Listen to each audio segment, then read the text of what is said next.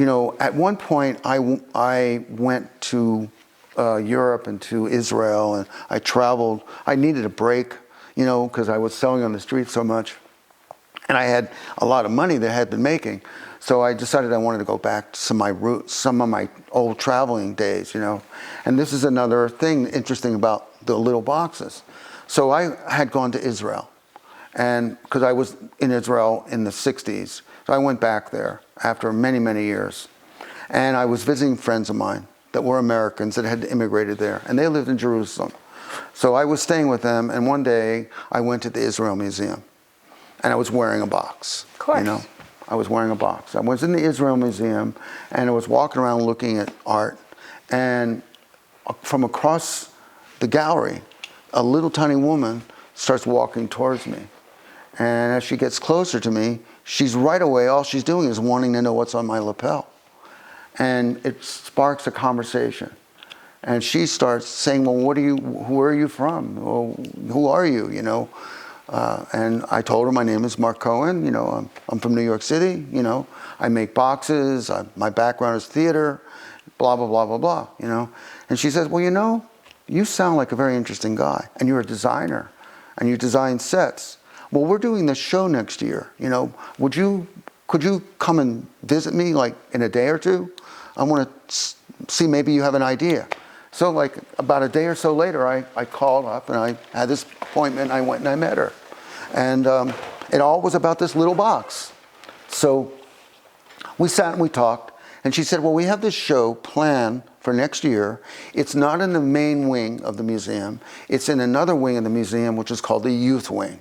And the youth wing obviously caters to young adults, and they have classes where they teach art and so on and so forth. And we have this show that we're going to do next year, and it's called Heroes, and it's all about pop culture heroes and heroes from the Bible and so on and so forth. And, do you think you could come up with an idea for the part of it that has to do with American pop culture? Superman, Batman, all the different pop culture heroes. And I said, well, I'm going back to New York in a week or so. When I get back, I'll see if I can come up with an idea. So when I got back to New York City, I didn't think about it right away, but after a couple weeks, I started coming up with an idea in my head.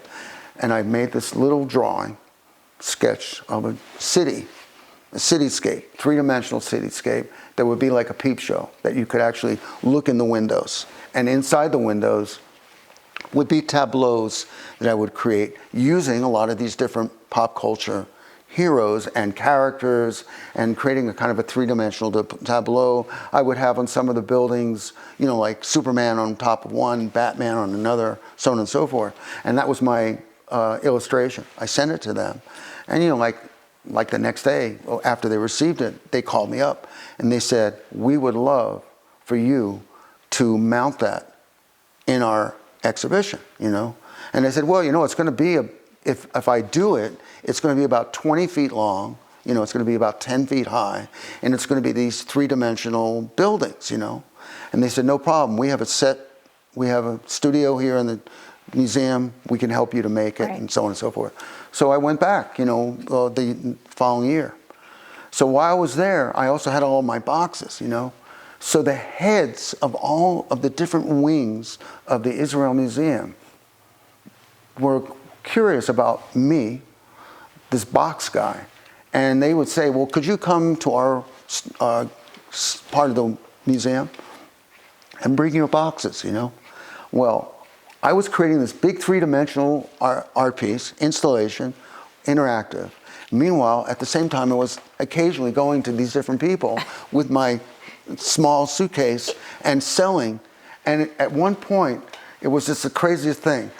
One day I was, working when we were installing the thing, and all these different people that I had sold to were walking by, and they all were wearing a box, So it became like this whole incredible the Marc thing. Cohen fan club. Marc Cohen fan club. I know many of them, believe me. I'm one of them. And it did replicate that, just like how it was in New York, and when I used to sell in LA on the street, and all these different people everywhere were suddenly they were my fan club. It was quite incredible. So what I wanted to say about that, because it's important, how the journey just kept going and going and going, and how like the people that I started making this bigger piece for, then somebody from the Israel Museum calls me up and says, listen, we love what you do. There's going to be this show in London, and it's going to be at Sotheby's, and it's a big fundraising event, and there's going to be a lot of people there, and, could you think about maybe doing one of your boxes, for the event, And so at that point, because I had already been in Israel, I had met this other guy who was, a friend of a friend. His name is Yuval Yairi. And Yuval was actually a video documentary filmmaker. But one of the things he used to do was he used to go around on his spare time to old abandoned buildings. And he would take photographs of a room in an old abandoned building.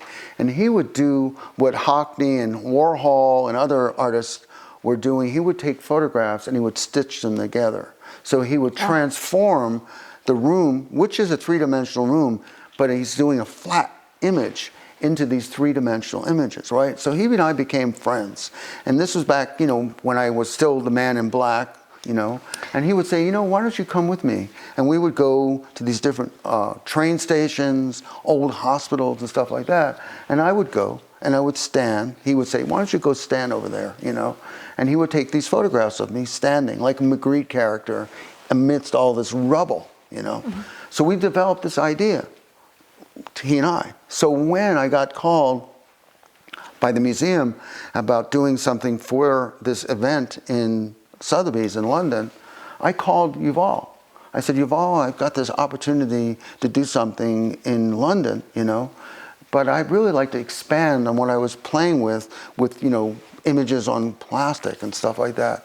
And he said, no problem, let's get together. So, I went back to Israel, and he and I went to this bunch of different buildings, and we started to do this series. And we came up with this idea, and we called it the Phantom series. So it was a triptych. And it was actually me as the central character, and he would do something where he could ghost me. So I would have these, in the triptychs, there was me 3 times in each one. And then it would be in the foreground, in the middle, and in the back, and all this rubble. What's the scale of the work? Well, the ones we made that were in the show were actually only 6 inches square. No, they were 8 inches square. They were 8 inches square, and they were about that deep. And they had a light feature in the back. So they were like a light box, So what had happened, though, I had to make a prototype.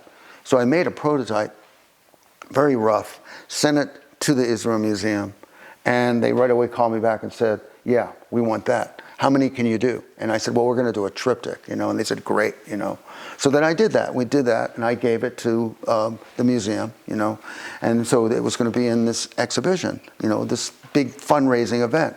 So this fundraising event was an auction where they were raising money actually for the Israel Museum, and the high polloi of London, princes and all these kind of people came to this event, right? Yeah. And they had a silent auction where people would also bid. So the triptych, the Phantom series, was part of that.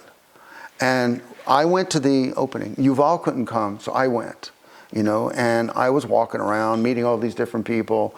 And every once in a while I would go and I would look over, the triptych Phantom, and I would look and there would be this white piece of paper where people would be putting in a number, right? Right. And I kept looking, and it kept getting higher and higher and higher and higher. It was like it got up to like 5,000 pounds. Wow. Which is like back then was like a pound was like about $2, right? And I couldn't believe it, right? So this one well-known hierarchy kind of guy, who was a doctor actually, he's the one that actually bought it, right? So then, while I was still there, other people were coming up to me and saying, well, what else do you do? Do you have a card, And I had cards, so I gave everybody. And so the idea of me doing commissions, right?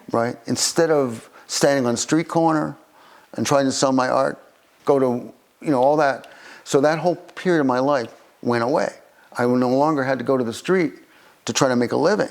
I had people calling me up and saying, could you make this? Could you make that? And it was always about boxes. And what was wild was everybody that commissioned me, I would say, well, what do you want me to do? What is this theme, you know? Right. And they say, whatever you want to do, Really? we love what you do. And it won't matter because we know whatever story you create, we're going to love it, you know? They kind of gave me free, what's the word? Free reign. Free range, right.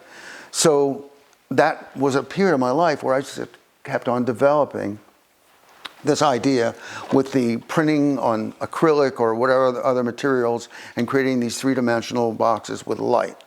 Somewhere along the way, at one of Tom's parties I went to, I met this beautiful woman, you know, and she's my wife now.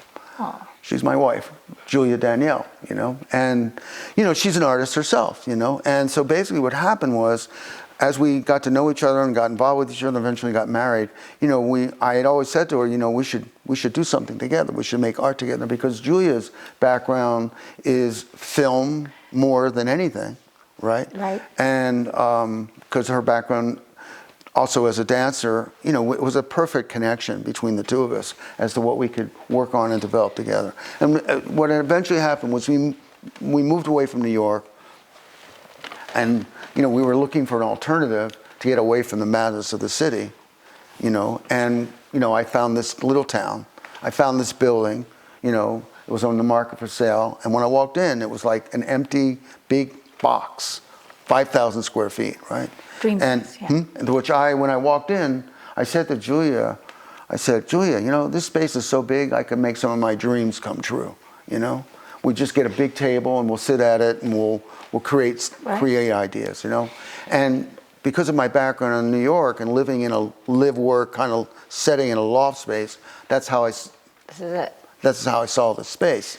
So during that period that we were here, we started to slowly come up with an idea.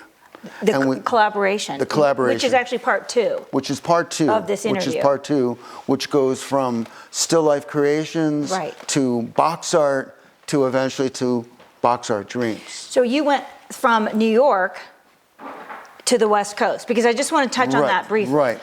So what was the catalyst for you to move from New York to Los Angeles? And then I want to talk a little bit about our relationship and the legacy of the boxes. Right. So there was just a period, you know, Tom was busy doing all this different stuff, and I just needed a break from the New York scene, you know.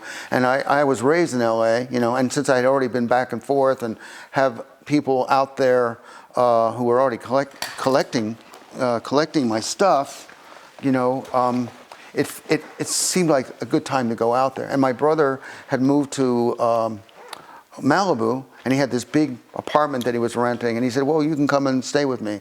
So I went out to LA and I did that, you know. And kind of what happened was, when I worked in theater, I did a lot of different shows with Tom. Only one of them did I ever act in, and that one was called Lenny. It was about Lenny Bruce. And actually I identify to this day with the character of Lenny Bruce because he was a very ahead of his time comic. You know, he was very controversial. He used a lot of four-letter words when people weren't saying those words and stuff like that. But there was a lot more. He said a lot of things. He was like a satirist, you know, a comic. And so anyway, so Tom had directed that show. And the set designer was Robin Wagner, who I spoke about earlier. Well, Robin at the time had been married. He got recently remarried, and he married this woman. Her name was Paula. So during the change of the cast, because I worked on that show for about a year and a half, you know, when you're an actor, you know, you get tired, you know, 8 shows a week. So sometimes the cast would change. And his wife is an actress, Paula, so she came in to be in the show. And she and I became incredibly good friends, you know. So her name is Paula Wagner. Well, Paula Wagner, many, many years later, is no longer married to Robin. She's now gone out to LA, and she tried to be an actress in LA, but eventually she ended up getting a part-time job working for an agency called Susan Smith. So she started working there, and from Susan Smith, she realized that her talent was more being behind the scenes, and she started meeting different performers, you know, and one of them was actually Tom Cruise, and she actually discovered Tom Cruise. And so By this point, she's in LA. She's at CAA. And the reason I'm telling you all this is because this is how I ended up with so many celebrities having my art, okay? So basically, I called her up out of the blue. You know, I, Mark Cohen, calling Paula Wagner, very popular agent, you know? And she actually, you know, responded to my phone call. And she said, and my nickname back in the day was Marker. So she said, Marker, no idea. you know? Yeah, Marker. So she said, Marker, what are you? And we got into this conversation. She said, well, you know, I'm very, very busy. I'm working on a lot of different things, but I would love to see you. Why don't you come visit me like next week? We'll, you know, make an appointment, which we did. So like the following week, I go there. And when I go there, I have my easel with, you know, 24 boxes in it, because I thought she hasn't seen me in a long time. Maybe I should just sort of, she would love to see what I'm doing. Of course. You know? So I go there, I meet her, we're hugging, we're kissing, we're talking about Robin and Tom and all these things like this. And she says, so what have you been doing? She says, well, you know, I started to develop this idea that I call box art. She said, oh, really? Yeah. She said, I said, yeah, it has a lot to do with when I worked with Tom and Robin, you know, and I have something here. So I took this case and I opened it up, and she looked at it and she went, oh my God, this is amazing. This is amazing. Do you know what you're doing, you know? And I said, well, you know, so many different people have reacted to it over the years, you know? And she said, well, you know what? I want to commission you. I want to commission you. And actually, you know, one of the people I represent is Oliver Stone, the director, Oliver Stone. And she said, why don't you come up with an idea for something for Oliver Stone, you know, something with these boxes, you know? And I said, okay, I'll come up with an idea. So I went back to staying at my brother's house in Malibu, and I had the idea immediately that what I would do is each little box, and I would do like maybe 9 of them, because at the time he had 9 films. Wow. So I made each box was a scene from one of those films, you know. And I made this frame, so there was like, you know, 12 actually. I think there was either 9 or 12, and then I called her up, you know, and I said, well, I have this piece for Oliver, you know. So I went back and I gave it to her, you know. She paid me. I'm not going to talk about how much, but she paid me. And she said, wow, this is incredible. Oliver's going to love this, you know. I know he's going to put this on his wall in his office, you know. And she said, you know what? I would like you to do something for me, you know. So this is when this whole thing started to develop, where I started between her, and then I had met Dan Melnick, this producer, also who loved the little boxes, who gave them to, like, I mean, the list is ridiculous. He gave them to like De Niro and Warren Beatty and Madonna, Brando and Bette Midler, and you know, all these different people started getting my art. It just got all out there, you know. So I spent this period in LA where I would get commissions. Paula's commission, which I ended up calling POV, which actually was a very interesting piece. I based it actually on her background in theater, okay? That's where she came from. So what I basically did was I made a big, gigantic acrylic box. I had it custom made, and I had cutouts, and it was about that deep inside, and I had it cut out like a grid. So I made it like a proscenium arch, and each box represented a moment out of her life. And the center box was actually her journey. The center box was actually all black and white, and it was New York City. It was Broadway, it was marquees, and it was all three-dimensional, layered, you know, like you would do on a stage, right? And all the figures were white. In the centerpiece, which was Broadway, what I had done was the very back image was actually the Hollywood sign with a star. And it was a color image, right? And in the foreground, I had all these figures standing around her that were like business people, characters like that. In the center, the only figure was in color. So the whole thing was all black and white, and the one character in the middle, color, which was her. Obviously, it represents her. Well, when I took that to her, part of the reason I had made it the way it did was because I had imagined she's in her office, she's on her headset, she walks around, because I had visited her when she did this. She walks around, and she's kind of, you know, fiddling with stuff. So when I brought her the piece, I said, Paula, well, you know what's great about this piece for you is you can actually take the boxes out and play with them, you know, and you can move them around and stuff like that, you know. So that lived in her office at CA forever, Fantastic. right? While she was still working there. And I would get calls from all these different celebrities. You know, She was your agent. she became like my agent, right? And she didn't charge me, which was pretty cool because she's not cheap. But anyhow, so I had that moment with her. And because of the connection with her, then I met all these other people. And then I'm finding out that she's giving, because she would buy little boxes from me, and she would give them to like Val Kilmer, Tom Cruise, all the different people. I met Madonna. Madonna had one of my boxes. I mean, it's just incredible. So this is this very ripe moment while I'm in LA, right? Long before these other things happen. And during that period, you know, I'm all the time dealing with time, you know, because people are looking for me. So I came up with this idea. This is actually a prototype. It's a watch, right? Okay, and what it is once again, using the storyline of characters, images, but adding the ingredient of time, real time. And so this was based on an idea that I saw in Israel, actually, that soldiers would wear, which was they would have their watch and they would have a band. So it's leather and it has Velcro. It has leather and Velcro, on the hand edges. stitched, like that. You would wear it like that. And in Israel, the clocks, they would put a flap over it because, you know, they would scratch and stuff like that. So I started making this idea, right? And wherever I would go, people would say, hey man, what are you wearing on your wrists, you know? And I would say, oh, it's my Mark's time, you know? Because that's what I called it, Mark's time. Pre-Fitbit. I said that's a pre-Fitbit. It's a pre, all the watches that are now, that Apple Watch, Samsung watches, where they're big.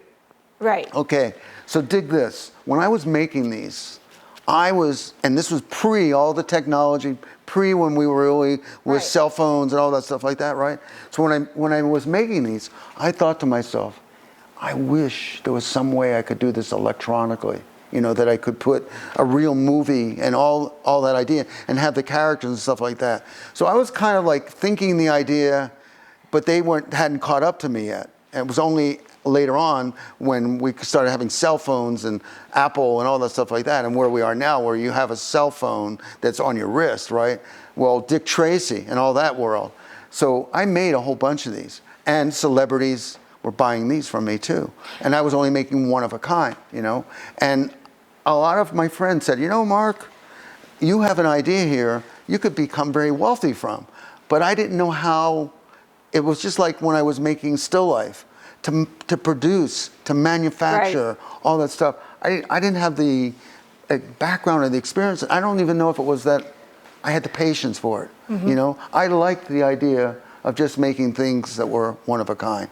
And also reinventing the pieces as they progressed.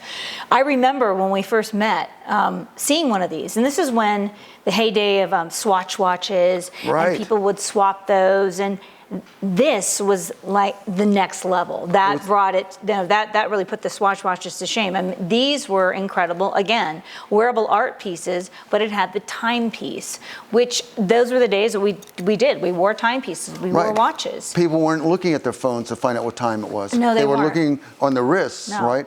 And, you know, this goes back to, you know, Geppetto, you know, in Geppetto and Pinocchio, when I was a little kid and I watched that.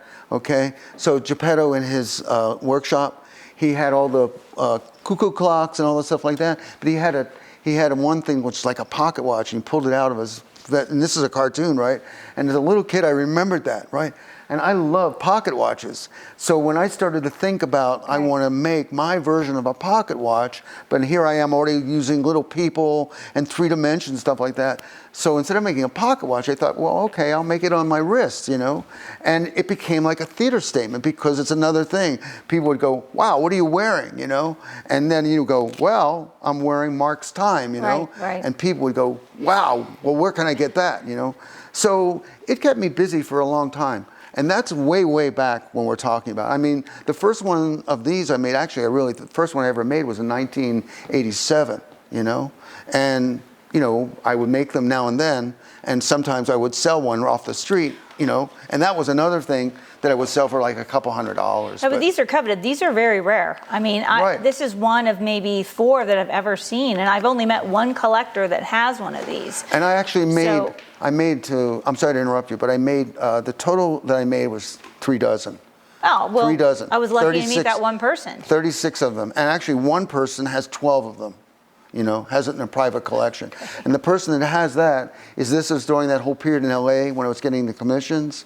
And this woman who was buying just the little boxes, you actually even met her. Remember when we did the thing in LA, where I did the LA Expo? Oh, the LA Art Show? The LA Art Show? And they invited me to be the street artist. And so I made an installation. The roaming, that's right. I made that installation in the LA Art Expo. Yes, we did that. You said, come down, come help me. Come help me. You can sell anything, he said. And you could, right? Yeah. And that woman, Gail, her name was Gail Yes. Mazursky. She came. And I had that piece on the wall with the barbed wire, Yes. the 3-dimensional piece, which I've forgotten what I called it. I think I called it the Warsaw Ghetto, which was what it was about. Mm-hmm. And she bought that from me. And then, that's how I met her. And then I met her husband. I went to their house in, Bel Air. And then they're talking about doing even bigger. They're showing me the Warsaw Ghetto at the end of a hallway. It just was this very strange period. It was a very strange period of my life. It was a good period of my life, but it was strange because I was just getting all this recognition, which I think in many ways I really wasn't prepared for. I didn't understand what that kind of recognition was. But anyway, that's another story for another time. I want to add, for me, I'm lucky enough to have a box not quite this size in my home that you made for me. And when I first met you, I was in my early 20s. My mother Right. first collected your work, and she showed me your pieces. I don't remember if you were at our house or I met you in Brentwood at one of the street fairs, and we became friends. And every time I glance over at this box, it represents 3 decades of my life and what was important to me in my 20s. It reminds me. Sometimes those boxes are a little foggy and the glue was different, but it reminds me it's a time period. It shows me, it's almost like a photo album of my life and memories at a glance. And I can wear them. I strategically select pieces and memories that I want to have full front and center, and I know it will provoke or spark a conversation, and I strategically do that, and it's a way to rekindle either that memory or the time in my life, and you've made me some really special boxes that have signatures on the back and things that you can't see. And one of my favorite ones is the woman consumed with accessories. Oh, right. And I have that. Right. I have it at home. And it's With the pearls. with the woman's face, and she's Right. just consumed with pearls coming all. I think there were silver beads coming out. Silver beads, right. And there's a shopping cart next to it. And I remember one time I loved to dance, and I wore it dancing, and I called Mark the next day. I said, "Mark, we have a problem."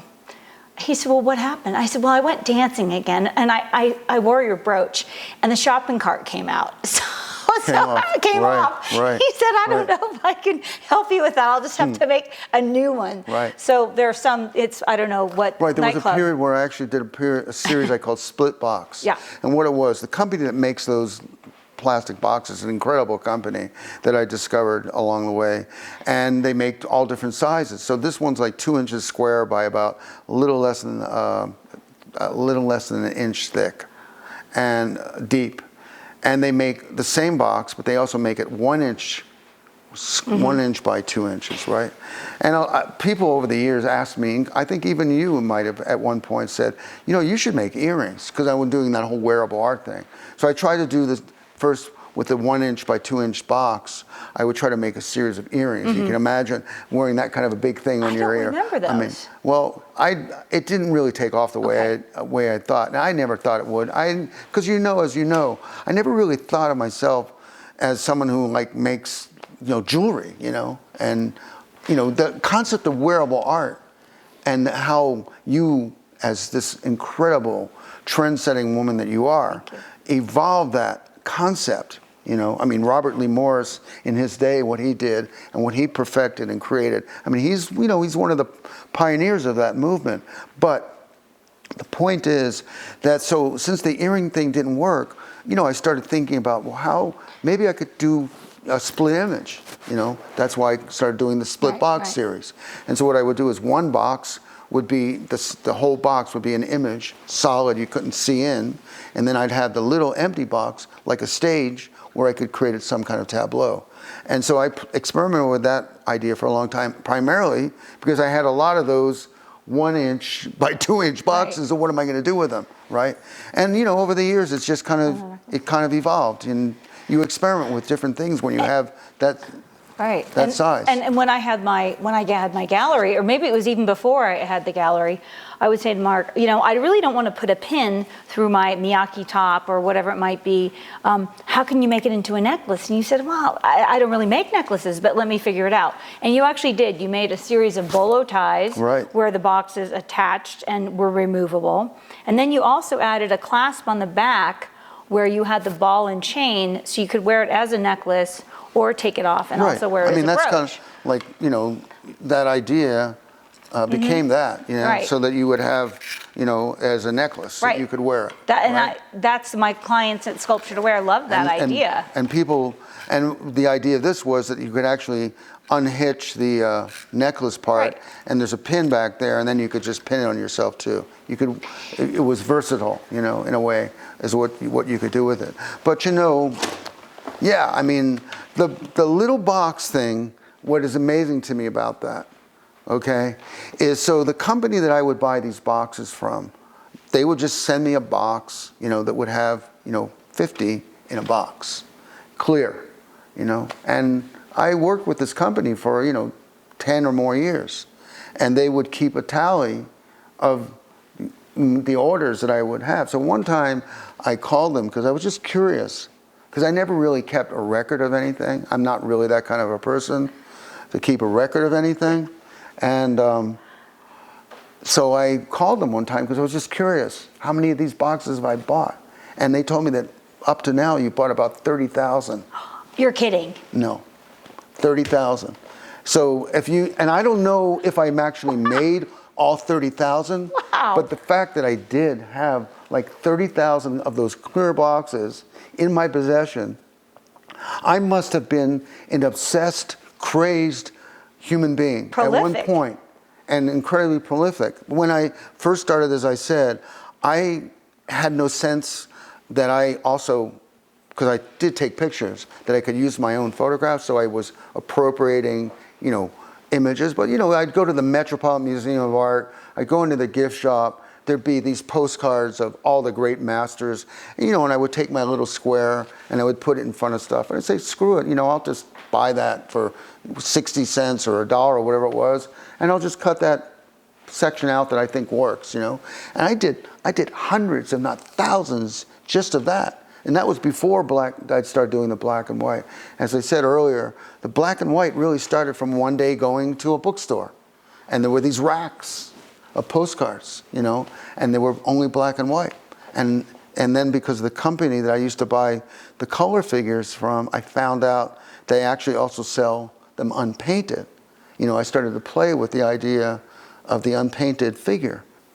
I have maybe only one with the painted, so I must have an older series. So I mostly have the white figures.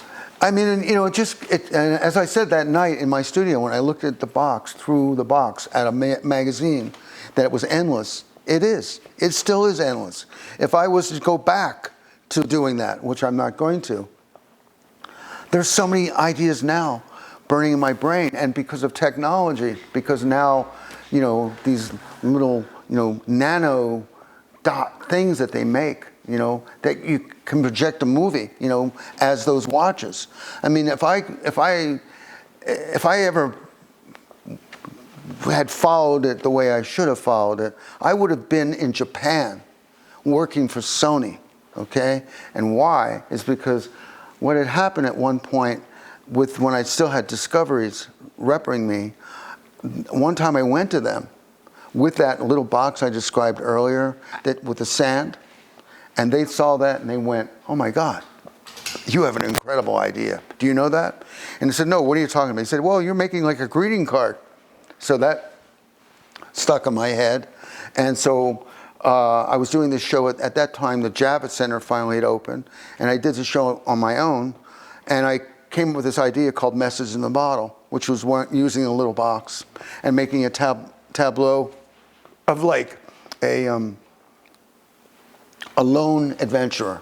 I called him the lone adventurer, and he, shipwrecked on an island which he couldn't get off of. And the idea of this is how it developed. The idea was that this lone adventurer, that he would be on this island, and in the morning when he would be walking along the seashore, a bottle was on the seashore, right? And since he was all alone, he figured a way to make his own paper, and he would scribble a little message on the paper, and he would roll it up and he would put it in this bottle, and then he would throw it out, right? So that was the idea for Message in the Bottle, that there was this lone adventurer that he was stuck on an island in the middle of nowhere, right? And he was sending out messages, right? So this is interesting because of the connection I have with Sting, So Sting, the Police, they wrote a song called Message in the Bottle, right? So basically, when I was also in Soho during that period, Sting knew someone I knew mutually who actually bought something and gave it to Sting. So Sting is another person who has one of my boxes. The list goes on and on. It just goes on and on. But the point is that, and I go on and on, but what I wanted to say about it is, so I created this installation at the Javits Center. And what it was, I had all the boxes, because I was already trying to market them. And this is in New York. Right. And this is in New York. And I had this island that I created inside the Javits Center. It was a corner booth. So I had actually sand. We poured in tons of sand. We had palm trees. I had a backdrop that looked like the sky. And I found this incredibly gorgeous looking guy who was on the sand, right? And then I had the floor, we just put on the floor like something that looked like the ocean or the sea with turquoise and with coral and stuff like that. We painted this all on the floor. And so we were in this Javits Center, and it was a gift show. And people were walking around, and there would be flocks of people around that corner booth just looking at this guy standing there, And I lifted the music from Message in the Bottle, and I had that very quiet in the background, message in a bottle, message in a bottle. And this guy was there. And what I had found was a three-dimensional, larger version of the little bottles that were in those boxes. And what we ended up doing was we made an order form, that was rolled up, and it was said on it, Message in the Bottle, and it had a list of all the different kinds of different little three-dimensional. That's great marketing. Right? Great marketing. Okay. And I designed a treasure chest that had all these in it, right? And so this guy was there, and he had his treasure chest with all those bottles, right? And I mean, we didn't have one at the end of the show. Unfortunately, we didn't get enough orders, But this is what's curious about that to me. This is why I knew sometimes that I was ahead of the curve. About the following year, I was wandering around Soho or somewhere. I was in some shop, and I saw a display case, and it was Message in the Bottle. But what it was a bigger bottle, and it said Message in the Bottle, right? And it was jelly beans. Jelly beans, right? And it was a little note inside of it. So obviously but the reason I brought it up is to tie into Sonny, right? And this is why I said, if I had played my cards right, who knows where I would be right now, is that Sony had all their people out looking at stuff. And they came to my booth. I wasn't there at the time. And the woman that I used to have working for me was there, And they said, we would like to meet this guy, Here's our card. But I don't know why, I never followed up. Wait, that 1 minute you weren't there at the booth. Right. The 1 minute I wasn't there, they would have been like, their ears would have been...